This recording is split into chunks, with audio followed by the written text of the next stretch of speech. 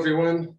It is my greatest honor to be here with one of the persons I most admire in the world, I would say. Monsieur Alain Bertaud is an urbanist, an urban planner, a researcher, author of Order Without Design, How Markets Shape Cities, this amazing book here, which we do not have a Portuguese version yet, but hopefully we will someday. He's a fellow at the Maroon Institute in New York, and he's worked globally. I think many cities around the world. Famously started his career in Chandigarh with Le Corbusier, and his thoughts and his expertise and his experience are very insightful, and I believe very useful for the urban challenges that we have here in Brazil today. And hopefully today we'll be able to extract a little bit of that experience, maybe get out of this conversation with a few insights onto how to make our cities a little bit better. Monsieur Bertaud, thank you very much for talking to us. It's a great pleasure to have you here with us tonight. Thank you for inviting me.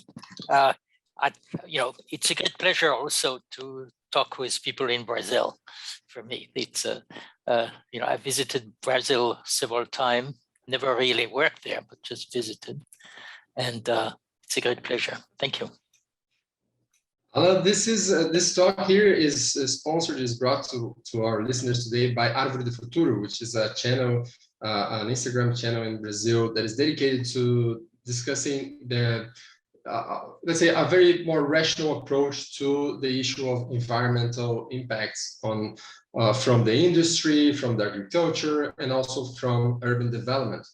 And I would like to start with this theme, if you don't mind, because I'm a real estate developer myself, and one of the things that is most enthusiastically played in this debate about urban development is how city building and real estate in general is in opposition to the environment and to the sustainability of our planet, with all the concerns that we have today of climate change and things like that.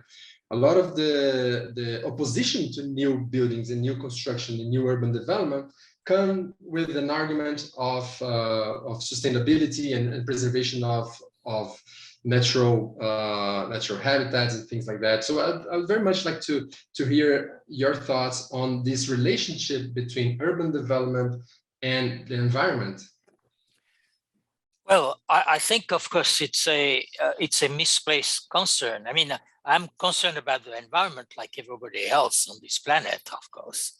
But if you look at the history of cities, cities have grown through natural growth. That means people making children, having new households, but also mostly migration from the countryside.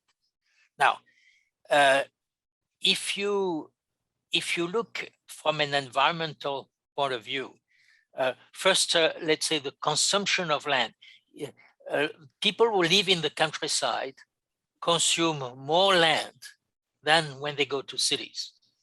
If you look at densities in small towns or villages, the density are much lower. That means they occupy more land. There's another, so in a way, when people who are concerned with the environment usually live in cities, and they are upset to see cities expanding, but they are expanding because they are people. It's not because developers enjoy building just for the sake of building. No developer can survive very long if he or she doesn't sell his building very quickly. So the developer is only an intermediary between people. So people who live in city have a kind of ideal view of the countryside sometimes, thinking that the countryside is necessarily very favorable to the environment. It is not so. Nothing destroys the countryside than high rural densities.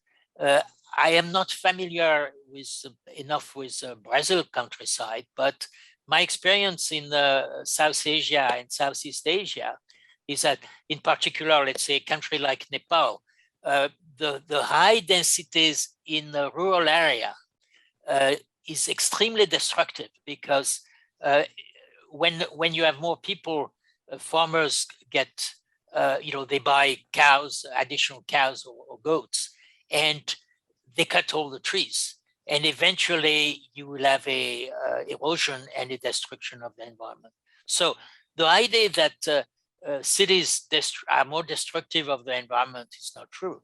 Now, it is true that citizens in cities usually consume more energy than people who live in the countryside, but it is because they are more affluent. Now, I have still not heard an environmentalist wishing that people will be poor, in order to consume. But it's true that if you are very poor, you consume very little energy, and in a certain way, that's good for the environment. But we have not to forget that they are people. And again, cities are about people. So you have to look at the welfare of those people first. Sorry, it's a bit a long answer. No.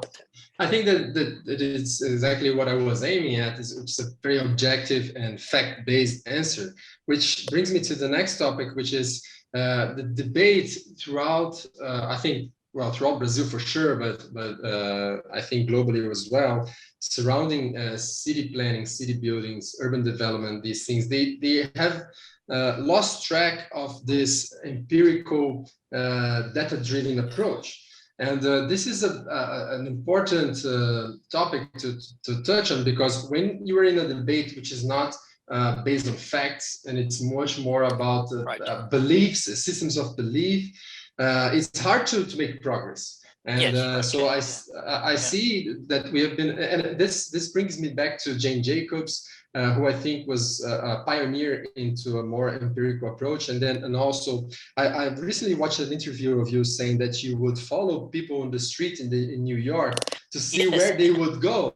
And that reminded me of that, of Holly White, which I think you know from that, who wrote a book called The Social Life of Small Urban Spaces. He would be on top of buildings in New York, filming, recording them, to see, yes. And he would say things like, "Oh, people sit where there are places to sit." Yes, Do you think that we've lost kind of touch with this, with facts in planning and these discussions? Because well, I'm sorry, I don't want to take the time of this. That's exactly it. You see, in a way, I don't want to get too philosophical, but it's a difference between the philosophy of Jean-Jacques Rousseau and the philosophy of Adam Smith.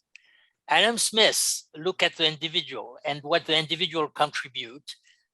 He recognized that some, especially in the theory of human sentiment, he recognized that some may not behave positively, but basically there is an optimistic attitude toward human beings, that when you maximize your welfare, the welfare of the entire society is maximized. Now, on the other side, you have the theory of Jean-Jacques Rousseau, who consider that there is a common good, which is the opposite of the individual good. And that something which benefits an individual cannot be good for society. And that's necessarily the public. And that's what gave, in fact, the terror in the French Revolution. If you are absolutely certain that you know what the public good is, it is worth it imposing it on individuals. Where Adam Smith is completely on the opposite. He thinks that there is in a way, spontaneous order, that emerge from people trying to do their business. And he recognized that there are some people who are dishonest, and that's why you have a contract law or things like that to prevent this dishonesty. But that in general, when you do your normal business and you are an honest person, that means you meet the criteria which, of ethics which are common in your society, everybody benefit.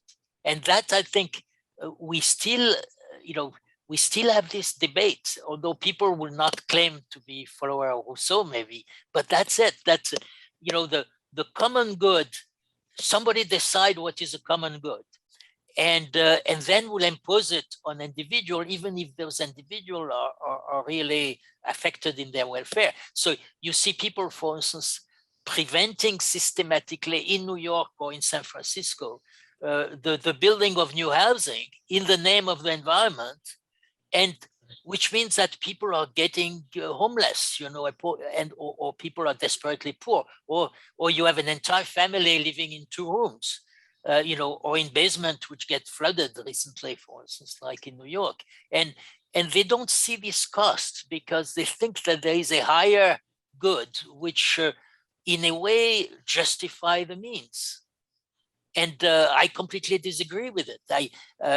You know, it is certain that we should have, you know, again, we should have regulation, we should have law, especially contract law. You know, the contract that we have with each other should be clear and respected and enforced.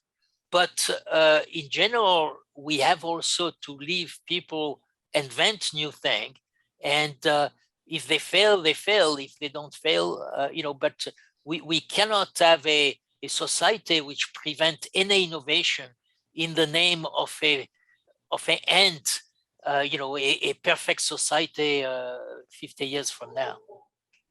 Yeah, this is very, very interesting, let's say a conceptual umbrella, which is very fascinating to discuss and to talk about, but trying to bring things to a little bit more of a concrete point of view in terms of urban regulations. And like, for instance, one thing that comes to mind is one very common type of regulation that we have here in Latin America in general, and more specifically in Brazilian cities, which is the idea of value capture. So they say that a lot of times we have restraint on some type of development, or maybe a certain area cannot be rezoned, with the argument that this will bring a new cost on infrastructure. This will increase the cost of infrastructure. The whole infrastructure around it will have to be renovated and whatever.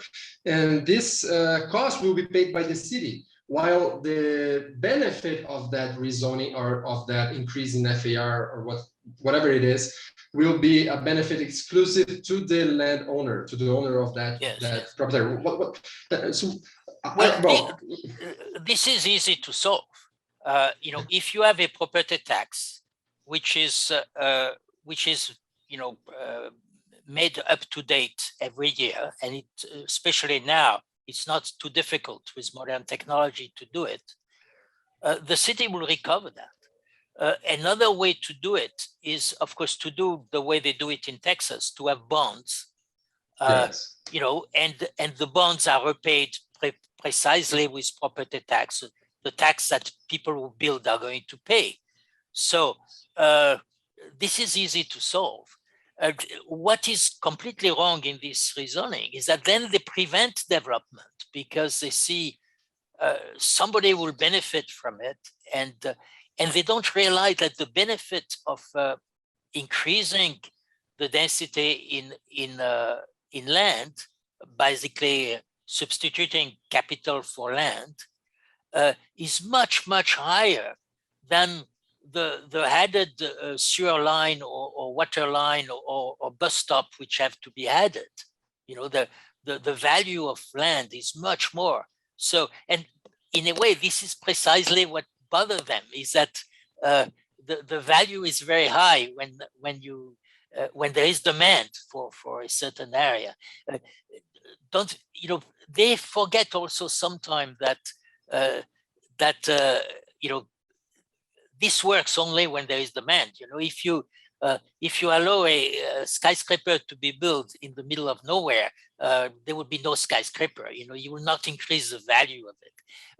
The infrastructure itself, by the way, do not increase the value of land unless it is in an area of high demand. You know, we have all seen a ghost town, for instance. People, you know, that so this is you know, a lack of understanding of market in a way. I think that those people do not understand market, and because they don't understand it, they don't know how to deal with it. You know, like a tax which will reimburse for the infrastructure, will cover the infrastructure. So the cost of infrastructure is for newcomers is not entirely on the back of people who are already there. So, that's what especially the Texas system of bonds is covering, and very cleverly. Well, you mentioned the let's say a rule of the supply and demand law here. So I understand Right, exactly what you're saying is that, well, people will go to where they want to be, and so the market will evolve naturally to provide the supply for the people to be there. And yes. we have a lot of examples here. For instance, in São Paulo, we have a very famous example of our the two largest water reservoirs for the city are called Bilis and Guarapiranga. And back in the 70s, there were a series of legislations that passed with the intention of protecting those environmentally special places as intact green areas. And that didn't take obviously into consideration anything about the demand for housing there.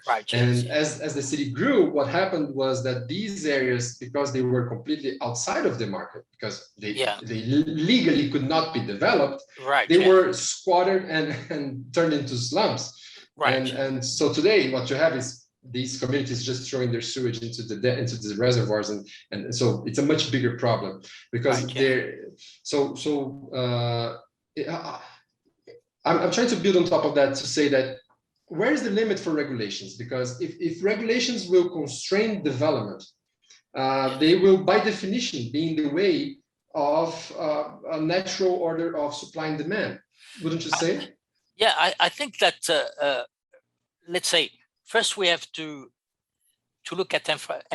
Let's say before that, the job of the planners is to separate the private space from the public space long in advance. I take the example, for instance, often of Barcelona, Cerda plan for Barcelona, or New York grid, and the advantage of that is to make very clear what can be developed, what cannot be developed long in advance. It should not be done year per year, because then there will be corruption, there will be people who will move the street one way or another, and then markets work well when there's symmetry of information. The advantage of a plan will separate private land from public land long in advance is that it provides transparency and symmetry of information. Imagine in 1810, for instance, somebody who had a piece of land, what will be now, say, 60th Street in, and 3rd Avenue in New York. Although at that time it was completely rural land, this person will know exactly in the future what will be, in a way, the value of his land, but he will know where to build. And somebody who wants to buy a lot there, although it's completely rural, will know exactly that it is on 3rd Avenue. Eventually, it will be there and things like that. So they don't know, when this value will be there, but they know. So I think this transparency is very important in advance. Now, for public land, and I think with the reservoir you were talking about, that's whether the government at a certain time has to reserve also, besides streets and roads, it has to reserve some public land for recreation, or because they are nice, like beaches, for instance, or if you have a lake, maybe the area around the lake, let's say 100-meter buffer around the lake, will be open to the public. That's I think is completely legitimate, but it should be again considered immediately as a public land and identify very quickly the borders, so that there is no market there. Yeah. And it has to be used, of course. It has to be justified by using it. So that's I think so that's a little beyond regulation in a way. It requires a certain advanced planning, And again, while I think what is going to be built on this private lot should be entirely driven by demand and not by the planners. Imagine the planners in Manhattan. They could not 20 years or 30 years in advance, decide what will be the height of a building on 60th Street and 3rd Avenue. It will be impossible. And if you look at the land use, by the way, the land use change constantly. And it's only in the 60s where the planners decided that they had to expand the regulation and limit the land use. For instance, they have this enormous number of commercial area which restrict the land use within commercial area. You know, you can have a barber shop, but you cannot have a restaurant. Or you can have a hardware shop, but you cannot sell utilities. You cannot sell, you know, a washing machine in it or something like that. You know, which are completely absurd. And I think that all the regulation which restrict that and are not, you know, you cannot really identify a clear negative externality are bad and should be revised. It comes from the idea that many planners like myself are architects by background or engineer. And I think we all have a desire to design something. Although we work for the city, we are not a private architect. We don't build anything. So we try to design things by regulation. And this is the worst possible thing which could happen. You know, we should let whoever architect build a nice building or a terrible building. If it's a terrible building, the architect will not get many more clients, and eventually the building will be demolished because it will have a low value and it will be replaced by. So you will have a Darwinian process, but you cannot regulate aesthetics. You cannot regulate beauty. You know, you can. You know, in historical building, you can, of course, put limit to certain thing. If you have decided that this is a historical street, you want to preserve it, that's it. But then it should be very explicit. Yeah, I think that we have to be very careful, especially when I'm speaking to Brazilian public about in some way advocating for some sort of planning, because they love planning here. They will plan to the minimum details, and I think we have to be very clear in regards to what you're saying, which is let's separate what's public and private land, and let's create the let's say the passageways, which is where the street grid will be, yes, where the infrastructure will be, but then nothing on top of that. And today, our regulations will go into things like specification of setbacks, of heights, and even it's almost like an envelope for the architect to design within, and there's very little freedom. And so once just, I don't want to be too to talk too much. I want to listen more than I speak, but someone asked me a few months ago, like, why the Faria Lima Avenue, which is the main finance district of São Paulo, why all the buildings are very similar? Yes. Like, why do they build like small boxes in the middle of the lots, and they are all very apart from each other, and it's not walkable? And why is it like that? And they were saying, why did the developers do this? Yes, right, yeah. So what's your answer, Alain? I mean, well, my answer is that the planners have decided in advance what the building should look like because they enjoy designing the city, and there is no externality that they can justify, you know, whether and you know, the example in my book, I take the example of the Seagram building in New York, you know, which had a plaza in front, because the Seagram family, at the time, there were no regulation for that, but the Seagram family wanted some prestige building. They want, you know, they got their money from prohibition, things like that. So they wanted to introduce, you know, to have prestige. So they hired Miss Van der Rohe to build this building, and it was the most expensive skyscraper in New York at the time. So everybody say, "Oh, what a beautiful building!" And there is a plaza in front, which is accessible to the public. Isn't it wonderful? Now the planner immediately say, "All right, let us put a regulation, and we are going to limit the floor ratio, you know, the height of building, unless the architect add, you know, a plaza like the Seagram Plaza." So you end up with 6th Avenue, which is a bit similar to the example you know, where every building has a plaza. So in fact, there is no plaza. The buildings are in fact all set back from the street. Then, of course, the lawyer of the developer say, "Hey, wait a minute here. If the plaza is accessible to the public, you are responsible. If somebody breaks his leg in winter because there is ice on your plaza, you are responsible. So let us make the plaza as hostile as possible, so nobody will ever go there. But you still have your bonus of floor ratio. Yeah. So you end up with something which is really ugly, which is non-economical. You force an architect into a shape. He has very little, so you have no innovation. Where the Seagram building was innovative. It was expensive, but it was innovative.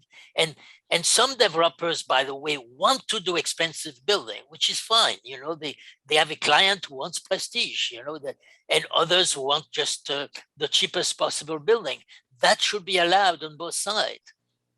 I want to. Yeah, I think this is all mind blowing to me, and we see that every day. All of those examples in Brazil. But I want to go back a little bit to the issue of housing, which I think is one of the main concerns of every major city in the world, probably. Yes. And especially low-income housing. And so there's a lot of debate, a lot of public debate, and a very heated debate about bringing affordable housing to the central areas of the cities. And in Brazil, we see this a lot. Let me just give you some numbers here.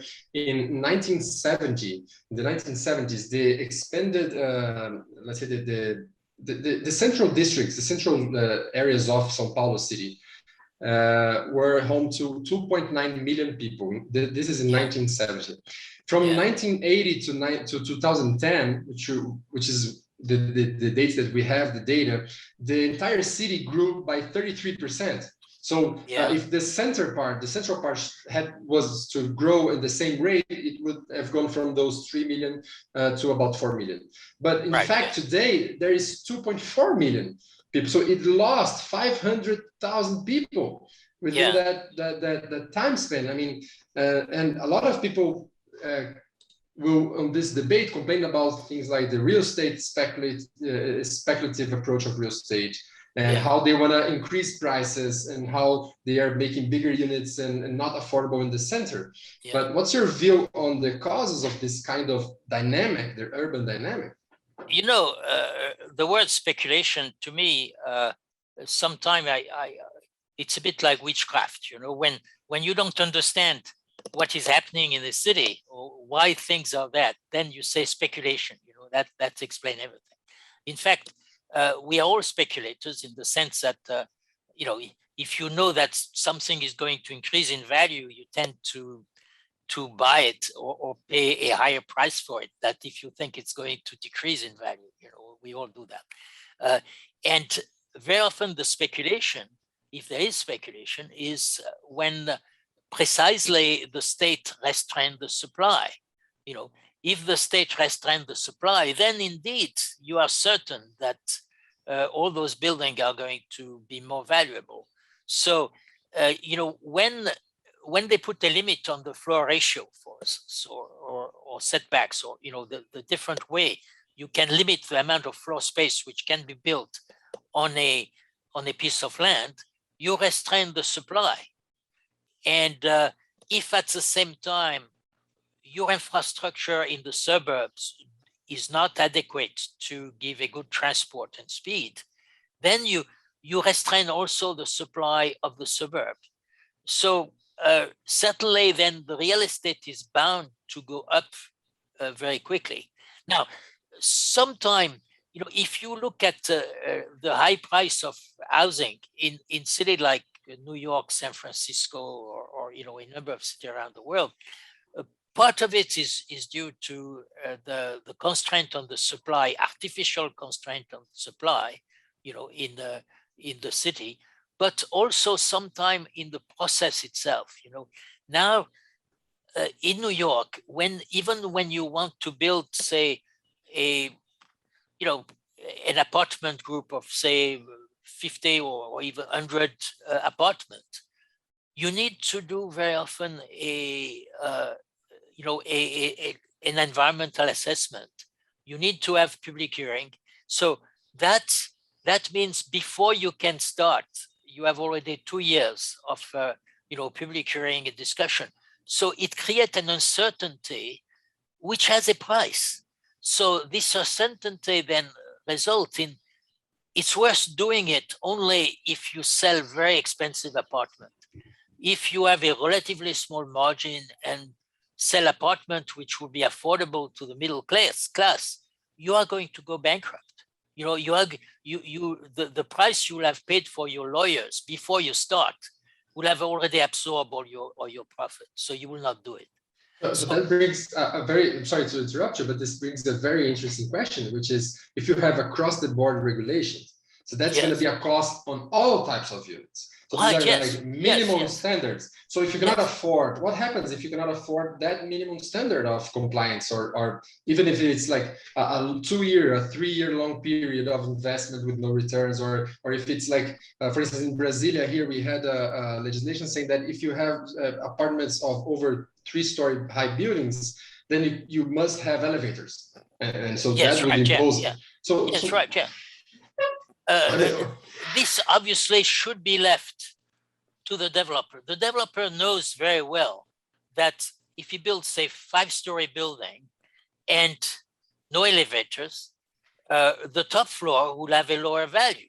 And that's his own, you know, it might have a clientele who will find that very valuable, you know, like in a way, the Chambre de Bonne in Paris, you know, where the students live, you know, younger people will be delighted to live on the 5th floor in a nice neighborhood. So this again should be, you know, this consumption thing should be left to, in fact, to the consumer to decide, you know, the type of trade-off they want to do.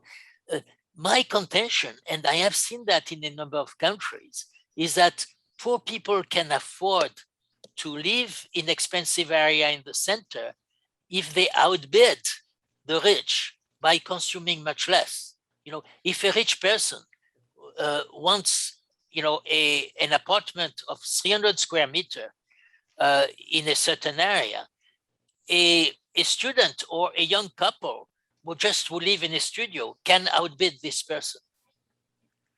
You see, if the standards are adjusted to what the people want, you know, including elevators, you know, that. So within a block and within a city or block of a city, there are some areas which are extremely valuable, you know, which are on the main avenue maybe, or with a view on the river or something. So that's where the rich will go.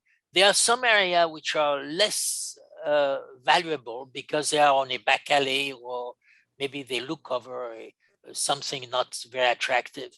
And I think that here developers should be allowed to build something different, you know, including, for instance, something which would be impossible in New York. At the same time, in New York, they realized that you know, the average household size, which was 40 years ago, it was about 5 people per household. Now it's 1.6, I think, or something like that. So, and there's not much demand for, at least from the middle class, for 5-bedroom apartment anymore.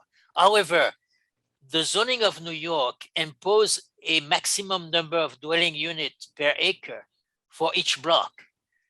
So that means that if a developer decide, well, my clientele is mostly young people or even students, or maybe people with one child, and so 1-bedroom or 2-bedroom will be maximum, but really I want to have a love studio, he cannot do it because he will be against the limit. So you see, those I call that a magic number, you know, the number of dwelling units per acre, because it was based on a design 50 years ago, saying, you know, we have large family, we have to accommodate those large family, and it's not true anymore. It was even maybe dubious at the time it was done. You know, the idea that the planner knows in advance what is the best.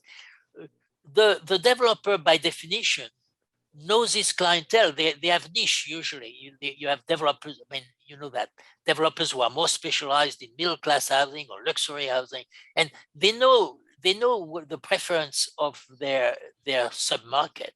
And you know, the advantage of going through developers is that if the developer makes a lot of mistake, after some years, he will not be a developer anymore.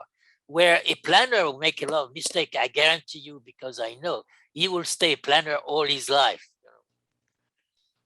That's a very interesting, and I know that we have a time constraint here. I want to wrap up, but this is a very interesting point that you bring, which is in many areas of the economy, this idea of central planning and a top how do you say that? A top to bottom Right, yeah. Imposed planning process and decision making. It's been proven, I mean, historically proven wrong. I mean, we've seen absolutely. A lot of disastrous examples of the government trying to control the economics of a certain sector or a certain, a city or a country or whatever. And then why is it that it is hard to make this argument for more market-oriented solutions for the cities? I mean, you're a planner, you're an architect. Maybe you know how to reach them. I'm not an architect, so it's hard for me to make this case. I think that there is a tendency for human being to think that a city could be designed the way an iPhone is, a smartphone is designed. You put a lot of good engineers on a smartphone and they will come up with really nice product, but of course, after 5 years, you will throw away this smartphone because there will be another one, or new things happen and, you have 5G or you have something like that. So you throw it away. A city cannot be thrown away and rebuilt every 5 years. So even if you put very smart people to design a city, first, by the way, the engineer who designed the smartphone, they know the law of physics very, very well, and they know the way electrons move around, on a ship. But the planners, even I consider myself an experienced planner, I don't know what the people will do next year. I don't know how the people react to COVID and whether they will all work at home or work only one day. I don't know. What I have to provide is a structure which adapts to that and react very quickly. So you see, in a way, there is an arrogant or a naivete, I would say, not arrogance, but naivete of the people who plan. They think they know more than they do, and they don't. Cities are always confronted to external shocks. The price of oil is going up, or jobs are exported to India, or, a lot of things like that. Or the COVID was a good example of a shock. The city will survive is a city which adapts quickly to that. And as soon as you are in a straitjacket, you don't want to move. You are like the smartphone of 20 years ago, you have to throw it away. That means as you don't throw away a city, then the people will leave because they cannot live in it, anymore. And I think that what is happening to maybe San Francisco and New York now is that they may lose population, they may lose because of their mismanagement, although they have an enormous asset. The asset of a city are not its sewer system or even its building. The asset of a city are its people. So you have to have a city which attracts people who wants to work, who are creative. This is what the city. And by the way, the COVID also, we discovered that in a way, everybody is valuable in a city. The indispensable workers were in fact the people who were running the grocery store during the pandemic. Suddenly we realized we cannot do without them. And the hospital, it was not only the surgeon, but we had also the people who clean hospital and the people who maintain the oxygen in the hospital were very, very valuable people. And I think that's what a city is. The wealth of a city is made of its people, not the buildings themselves. And the infrastructure, which then is top down. A sewer system is necessarily top down. You cannot ask the market to design a sewer system. Although the sewer system could be operated privately, but the design itself probably is a top-down.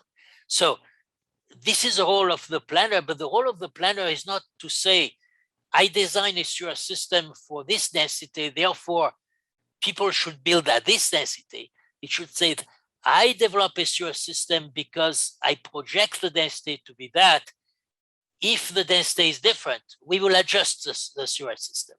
And it will be always cheaper to adapt the infrastructure to the density created by the demand than to do the opposite, to restrict demand because we have designed 30 years ago a sewer system or a water system which cannot accommodate it. Amazing. Okay, this has been amazing, Alain, but I know we have a limit on your time, and I thank you very, very much for your insights. I think these last examples were amazing. Contrary to the smartphone, the city not always is voluntary, but people can vote with their feet, so they will. They can vote with their feet, or if they suffer, they are much less productive. You know, somebody who has to commute 2 hours one way to go to work is not so productive. So the productivity of this person is decreased because of the bad management of the city.